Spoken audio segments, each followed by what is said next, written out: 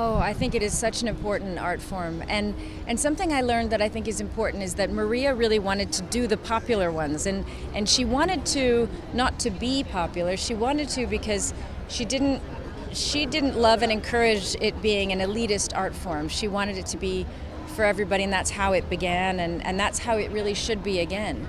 And I think I realized that I had to admit that I had kind of stayed away from opera, almost thinking that it was very sophisticated and something I wouldn't completely understand, and I wasn't raised in some of those the countries that really, make more of a habit of it and understand it. So I felt almost intimidated by it in my life, and then as I got close to it, I realized it really is like it's the everyman's music in so many ways, and there are sounds and moments within opera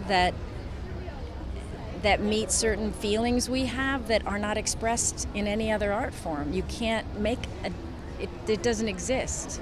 Straight ahead, please. And then Angelina, right in front of you, please. Right in front, thank you. Yeah. Angelina, on the right, please. All the way back. Angelina, can I see the front? Angelina, right between the blues, if you don't mind. How are you? Good to see you, sweetie. Right here? Angelina, right here for me. Angelina, to the left, please.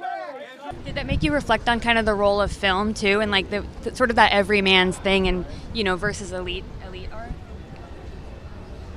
Yeah, well, I think I've always seen film that way. I think sometimes, and I'm very excited. I know some people have, whether it's like the discussion of streaming or theater or film. Of course, you love a big screen sometimes, but I love that people in places that don't have movie theaters can watch as many movies as they want, and I can have access to them and communicate to them. So I love all these new ways that people can receive content, and but I also think it raises a bar, which is that if you're going to be in a theater, you better make sure it needs to be, and people are coming out of their house to sit in a theater. You should make sure you're giving them enough for that moment.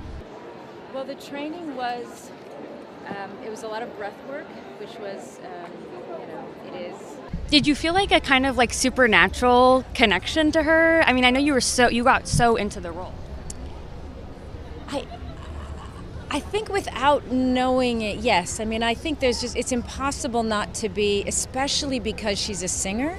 So you imagine for anybody, you've all listened to music in the dark and you've connected to that voice in that moment, and you let it wash over you and enter you, right? So I had that with her and this art form, and when you retrace the steps of a person's life and you study them, maybe that was the most interesting, is in order to be her playing Anna Bolena, I had to study how she made choices as an actor.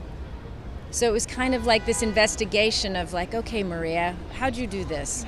How are we going to do this? So we were kind of in lockstep the whole piece. So yeah, I felt